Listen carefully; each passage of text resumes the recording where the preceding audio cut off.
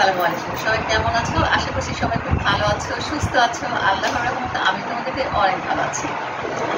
আজ হচ্ছে শনিবার আর এখন হচ্ছে সকাল 11টা। তো তোমাদের সাথে নিয়েই এখন থেকে আমি আমার ভিডিওটা শুরু করছি। ঘুম থেকে আজকে উঠতে অনেকটাই লেট হয়ে গেছে, কারণ গতকাল রাতে আমি একটা ভিডিও সম্পূর্ণ ভিডিও করেছি, বাসার আর কি কাজকর্ম করেছি, এরপর হচ্ছে এডিট করেছি, ভয়েস দিয়েছি, মানে এগুলো করতে করতে অনেক রাত হয়ে গেছে। এরপরে যে সকালে আপলোডে বসালাম, আপলোডে বসানোর পরে এরপরে যে নতুন করে আবার আজকের জন্য ভিডিওটা শুরু করি। তো বন্ধুরা চলো পরবর্তীতে কী কী কাজ করি তোমাদের সাথে সব কিছু শেয়ার করি। তো সকালবেলা নাস্তা খাওয়া দিয়ে শুরু করলাম। এখন প্রায় 11:30টার মতো বাজে, অনেক বেলা হয়ে গেছে। সবাই কিন্তু নাস্তা খেয়ে নিয়েছে, শুধু আমি আর আমার বোন বাকি ছিল। তো এতক্ষণ কিন্তু আমার জন্যই খায় নাই, ও শুয়েছিল আর আমিও ঘুমাইছিলাম। ওই যে বললাম রাত্রে ঘুমাতে দেরি হয়ে গিয়েছিল। অবশ্য সকালবেলা তো আমি একবার উঠেছিলাম, আমি যখন আর কি আমার মেয়ে স্কুলে যায় ওকে রেডি করে দিয়েছি, টিফিন করে দিয়েছি। এরপরে আমি 7টার দিকে শুয়েছিলাম। আর তখন কিন্তু আমি ঘুমানোর আগে মাংসের প্যাকেটটা বের করে রেখে দিয়েছিলাম, পানিতে ভিজাই নাই, যেহেতু আমি জানি যে আমার আজ করতে একটু দেরি হবে, রান্না করতে দেরি হবে, এই কারণে আর কি আমি নর্মাল আর কি শুকনো জায়গায় রেখে দিয়েছিলাম। আর ঘুম থেকে উঠে দেখি যে মাংসটা কিন্তু পুরো ছেড়ে দিছে। তো মাংসটা সুন্দর করে ধুয়ে নিয়েছি। আজকে আমি কষা করে গরুর মাংস ভুনা করব। তো প্রথমেই আমি দিয়ে দিলাম হলুদের গুঁড়া, এরপর হচ্ছে মরিচের গুঁড়া, জিরার গুঁড়া আর আদা রসুন বাটা না অল্প ছিল, তো যতটুকু ছিল অতটুকু দিয়ে দিয়েছি। এরপরে কিন্তু আমি আবার কিছু আদা রসুন জিরা, এরপরে হচ্ছে কিছুটা পেস্তা বাদাম, ওইগুলো দিয়ে একসাথে ব্লেন্ড করে নিয়েছি।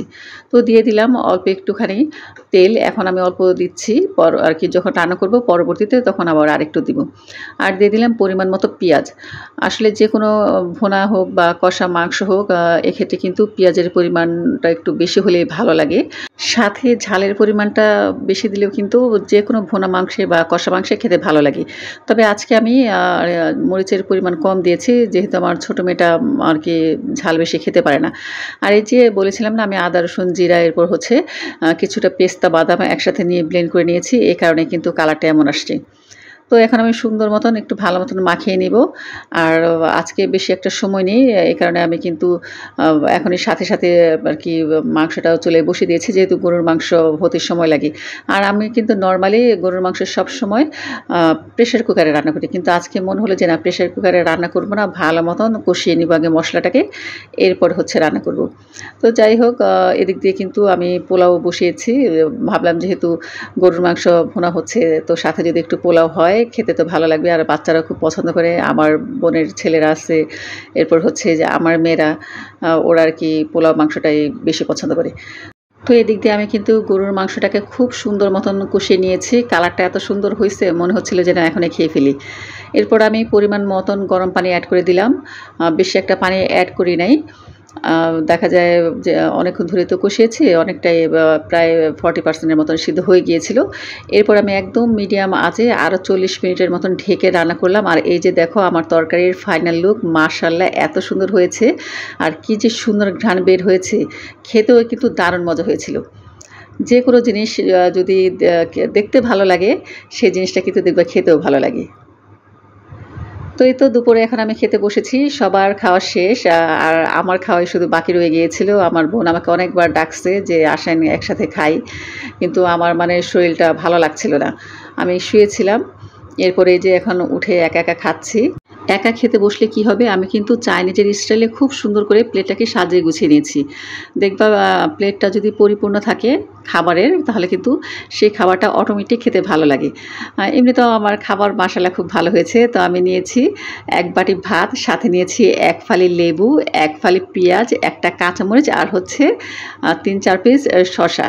তো আলহামদুলিল্লাহ এ দিয়ে আজকে আমি আমার দুপুরের লাঞ্চ শেষ করলাম। তবে একসাথে খেলে সবার সাথে আর কি ভালো লাগতো।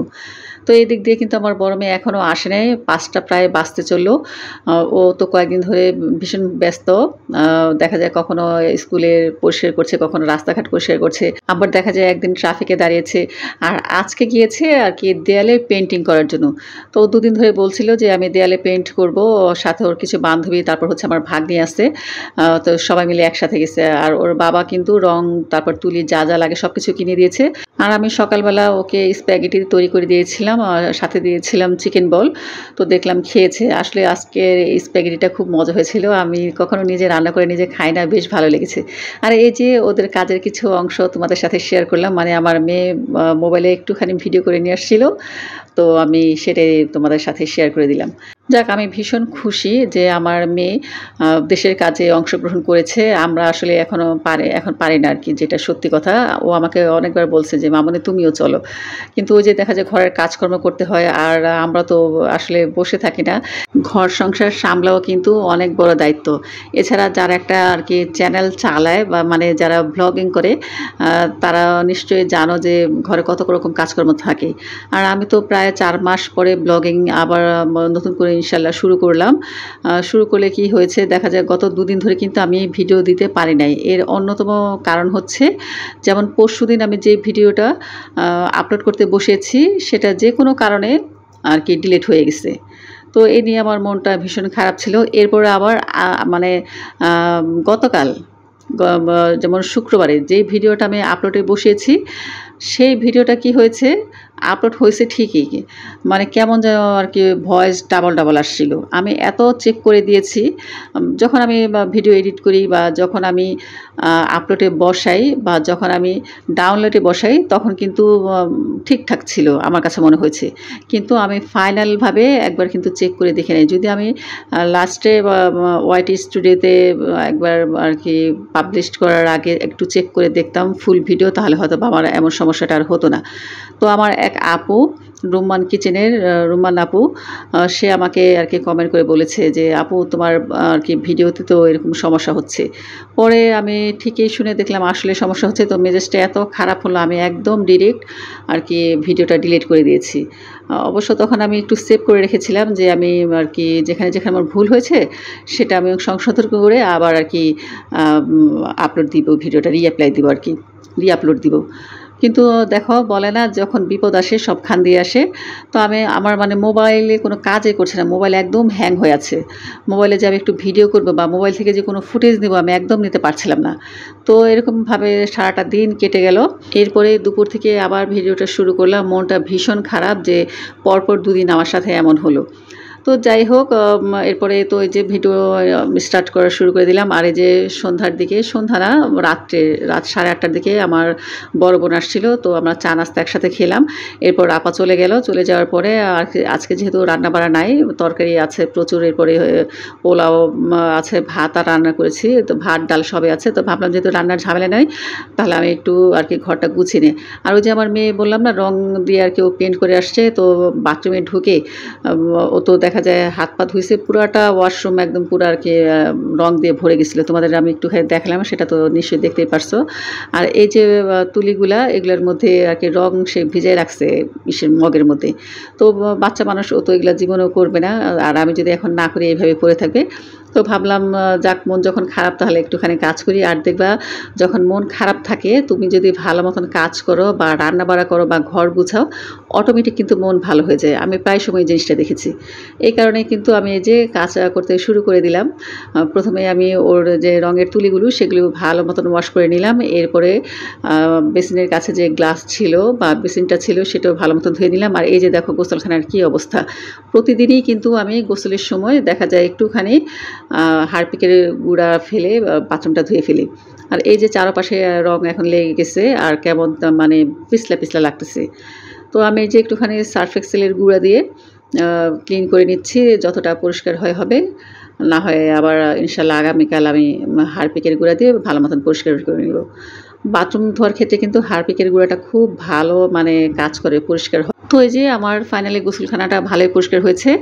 আর আমার কিন্তু হঠাৎ করে প্ল্যানিং আসলো, আমার কিন্তু আরকি যখন ওয়াশরুমটা পরিষ্কার করি তখন কিন্তু এই প্ল্যানিংটা ছিল না। বাথরুমে সাধারণত স্কিন কেয়ারের জিনিসগুলো মোটামুটি থাকে।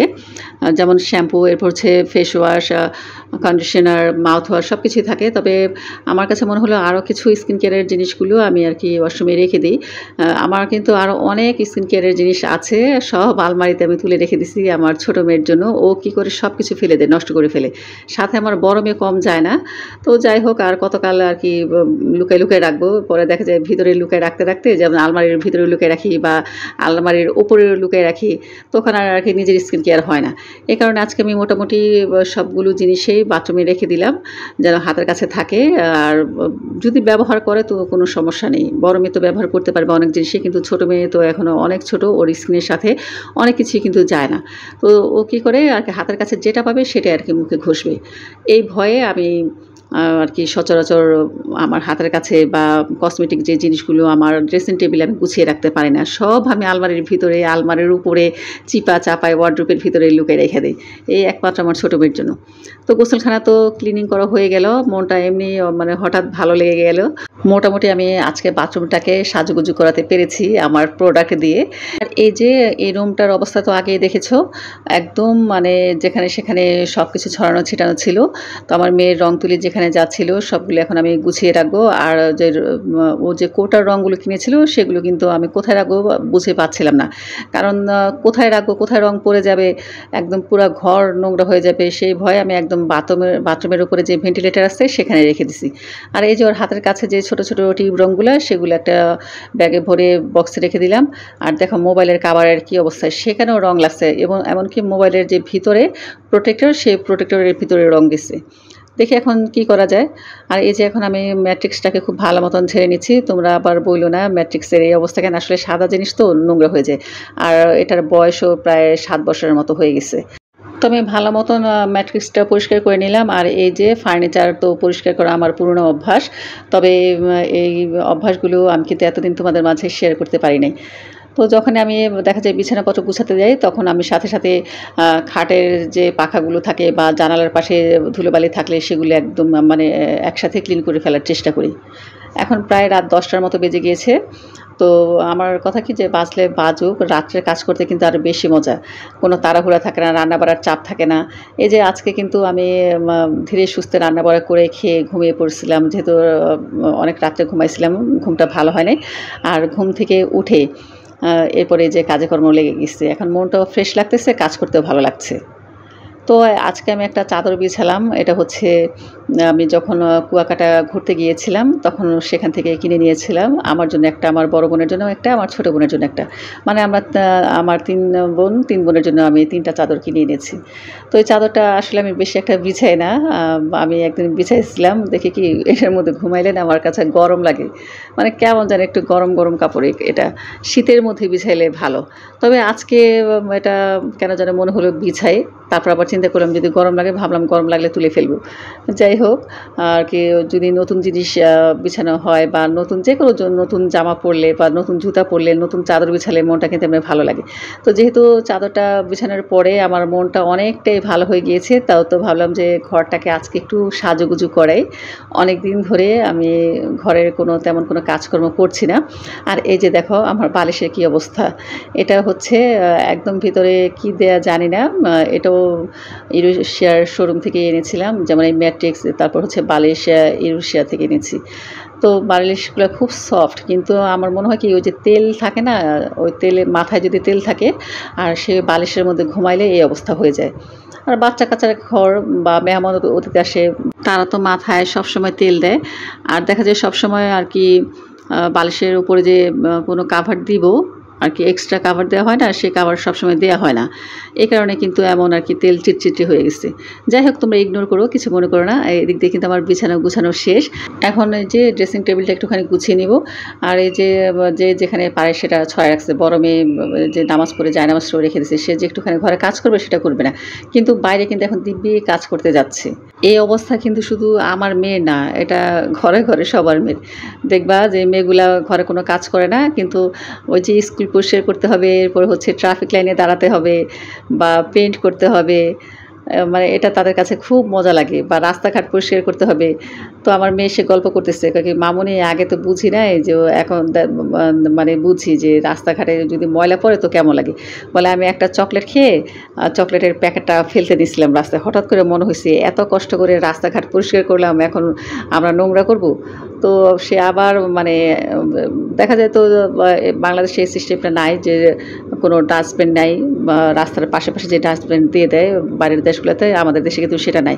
তো আমার মেয়ে বলতেছে, ইস যদি রাস্তার পাশে একটা করে ডাস্টবিন দিয়ে দিত কত ভালো হতো, তাহলে রাস্তাঘাট ময়লা হতো না। আসলে এই কথাটাও কিন্তু যৌক্তিক, আমাদের রাস্তাঘাট কিন্তু আমাদেরই পরিষ্কার পরিচ্ছন্ন রাখতে হবে। তবে এখানে সরকারের কিছু উদ্যোগ নেওয়া প্রয়োজন, বা এখানে ঢাকা সিটিতে যারা মেয়র আছে বা কাউন্সিলর আছে, তারা যদি এই উদ্যোগটা নেয় যে রাস্তার পাশে পাশে একটা করে ময়লার বাস্কেট দিয়ে দিবে, তাহলে কিন্তু রাস্তাঘাট অত একটা ময়লা হবে না।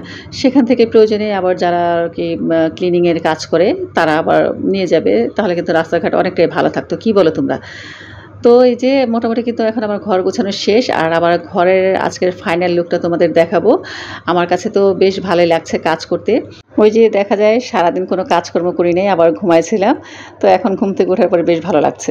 আবার চা বা কফি খাওয়ার পরে কিন্তু শরীর একদম চাঙ্গা হয়ে যায় আমার। আর কি হয়, আমার যদি আমার মনে আছে আমি একদিন আমার ঘুম আসছিল না, তখন আমার যেহেতু ডাবল ডোরের মানে ডাবল ডোরের ফ্রিজ, তো ওটা ধুইতে একটু সময় লাগে। আর দিনের বেলা দেখা যায় রান্না বাড়া শেষ করে ঘরের কাজকর্ম শেষ করে আর কি ওই ফ্রিজ ধোয়া পসিবল না। তো আমি ঠিক রাত 11টায় ঢুকছিলাম ফ্রিজটা পরিষ্কার করার জন্য। যেমন প্রথমে ফ্রিজ থেকে সব কিছু বের করছি, এরপরে হচ্ছে বক্সগুলো বের করছি। তো সেগুলো বের করে পরিষ্কার করে আবার গুছায় রাখতে রাখতে আমি দেখছি পরের দিন ঠিক সকাল 9টা বেজে গেছে। আর সকাল 9টা যে বাজলাম, যে সারা রাত জাগনা ছিলাম, আমার চোখে একটা ফোঁটা ঘুম আসে নাই। মানে আছে না যে রাত জাগতেছি, হয়তো বা আমি কাজের চাপে ঘুমাইতে পারছি না, কিন্তু আমার ব্রেন তো আর কি সায় দিচ্ছে না, বা আমার চোখ সায় দিচ্ছে না, মনে হচ্ছে যেন আমি ঘুমাবো বা মাথাটা ঘোরাচ্ছে। কিন্তু বিশ্বাস করো আমার একটা ফোঁটা মানে ঘুম আসে না, শরীরে একদম দিব্যি এনার্জি, মনে হচ্ছে যেন আমি আরও দুদিন জেগে আর কি রাত জেগে কাজ করতে পারবো। পরে আমি চিন্তা করলাম এমন হওয়ার কারণটা কি, মানে শরীরে তো একটু ক্লান্ত লাগবে। কিন্তু তখন মনে হলো আমি কি করেছিলাম, যে পরিষ্কার করতে আসার আগে কড়া করে 1 কাপ কফি খেয়ে নিয়েছিলাম, একদম যেটাকে বলে স্ট্রং কফি। দেখা যায় 1 টেবিল চামচ পরিমাণ কফি নিয়েছিলাম 1 কাপ পানির মধ্যে, সাথে দিয়ে দিয়েছিলাম প্রায় 3 থেকে 4 টেবিল চামচ পরিমাণ গুঁড়া দুধ আর 1 টেবিল চামচ পরিমাণ মধু। তো বোঝো সেই কফিটা কেমন হয়েছিল খেতে। এত ভালো লেগেছিল, মনে হচ্ছিল যেন আমি আরও 1 কাপ খাই। ভাগ্যিস খাই নাই, ওই 1 কাপ খেয়ে আমার যে অবস্থা হয়েছিল। তো এদিক দিয়ে কিন্তু আমি ঘর পরিষ্কার করে নিয়েছি। এরপরে হাত মুখ ধুয়ে ফ্রেশ হয়ে এসে পানির বোতলগুলো ভরতে যাচ্ছিলাম, কিন্তু ভরতে এসে দেখি যে আমার আর কি পানির বক্সের পানি শেষ। গতকালে কিন্তু বক্সে পানি ভরেছিলাম। আমার ঘরের মেয়ে, তার 2 মেয়ে, তারপরে যে আমার বোনের 2 ছেলে, এরা কী করে সারাদিন মানে বরফ বের করবে, পানি খাবে, ঠান্ডা পানি বের করবে, পানি খাবে। কারণ তাদের তো আর বোতল থেকে ঢেলে খাওয়া লাগে না। যে দেখো তাদের এখন দেখাইছি বড়টা মাথা নিচে করে আছে, বলতেছে আন্টি দেখান কেন, আমি তো আর বুঝি না এটার মধ্যে পানি ভরা লাগে। ও ভাবছে কি এটার মানে ফ্রিজের মধ্যে অটো পানি ভরে। আমি আবার পানি রিফিল করে বোতল 2টা ভরে ঘরে চলে আসলাম। আর ঘরটাকে যে বললাম না আজকে একটু ডেকোরেশন করব, আমি কিন্তু এই ফেরারি লাইটগুলো অনেকদিন আগে কিনে নিয়েছিলাম, কিন্তু সাজানো হয় নাই। ওই যে দেখা যায় আমি বাসা চেঞ্জ করব এই ঝামেলায় ছিলাম, আবার আমার বাসাটা দেখতেও সুন্দর না, পুরাতন বাসা, কি সাজাবো এই করে করে আর সাজানো হয়নি। তো আজকে তো মনটা ভীষণ খারাপ ছিল, যখন আমি আর কি কাজকর্মে লেগে গেলাম ঘর গুছানোর জন্য, বা যখন আমি ওয়াশরুমটা সুন্দর করে একটু সাজিয়ে গুছিয়ে আসছি, তখনই কিন্তু আমার মনটা ভালো হয়ে গিয়েছিল। আর ভাবলাম যে আজকে আমি লাইটগুলো বের করি একটুখানি ঘরটাকে সাজাই। আর আমার মেয়েরা কিন্তু এখনও দেখে নাই আমি যে ঘর গুছাচ্ছি বা ঘরটাকে একটুখানি নতুন লুক দিচ্ছি। তো যখন আমার 2 মেয়ে রুমে আসলো, এসে তো আর কি মহা খুশি। 2 মেয়ে খুব খুশি হয়ে গেছে, বলতেছে মামনের ঘরটা খুব সুন্দর লাগছে। দাঁড়া তোমাদের আমি একটু লাইটটা অফ করে দেখাচ্ছি। এই যে দেখো লাইটটা অফ করাতে আরও বেশি সুন্দর লাগছে। এই যে ছোট ছোট যে মরিচ লাইটগুলা, এগুলো প্রায় 7-8টা কালার চেঞ্জ হয়। আর ইয়েলো কালার এটা চেঞ্জ হচ্ছে না। সাথে কিন্তু আমি আরও একটা লাইট কিনেছি, সেই লাইটটাও আমি আর কি এখন একসাথে জ্বালিয়ে দিয়েছি, খাটের উপরে রেখেছি। আর হালকাভাবে কিন্তু আমি মিউজিক ছেড়ে দিয়েছি, যেহেতু আমি মিউজিকটা যদি অন করি এখন তাহলে কপিরাইট খেতে পারি, এই কারণে আর মিউজিকটা তোমাদের শোনালাম না। মানে শান্ত একটা পরিবেশ, ভালো লাগছে। তো বন্ধুরা, আমার আর কি এই ঘর সাজানোটা কেমন লাগলো তোমরা অবশ্যই কমেন্ট করে জানাবা, বা এই যে আমি বাথরুমটাকে একটুখানি যে নতুন নতুন লুক দিলাম সেটাও কমেন্ট করে জানাতে পারো কেমন লাগলো। তো তোমাদের কাছে যদি ভিডিওটি ভালো লাগে অবশ্যই ভিডিওটিতে একটি লাইক দিয়ে দিও। আর আমার চ্যানেলে আজকে যারা নতুন আছো প্লিজ আমার চ্যানেলটিকে সাবস্ক্রাইব করে আমার চ্যানেলের পাশেই থেকে যেও। আর যারা যারা অলরেডি কাজটি করেছে তোমাদেরকে অসংখ্য ধন্যবাদ। সাথে থাকা ছোট্ট বেল বাটনটি অল অন করে দিও, এতে করে আমি যখন কোনো নতুন ভিডিও আপলোড করব সাথে সাথে নোটিফিকেশন তোমার কাছে পৌঁছে যাবে। পরবর্তীতে তুমি তোমার সুযোগ মতন দেখে নিতে পারবে।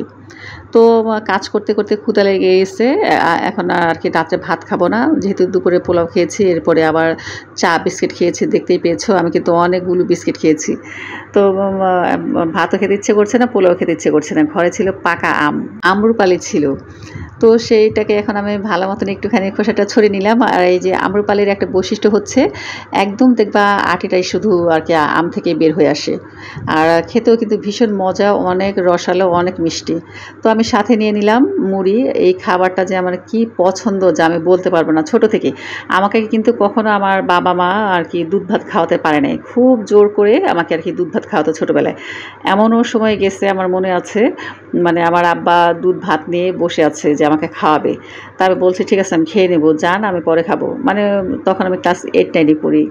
তো সেই সময়টার কথা, আব্বা কী করেছিল, মানে প্রতিদিনই দুধ ভাত আনার, প্রতিদিনই আমাকে দুধ ভাত খেতে দেয়, আমাকে না শুধু, আমার 5 ভাই বোন সবাইকে।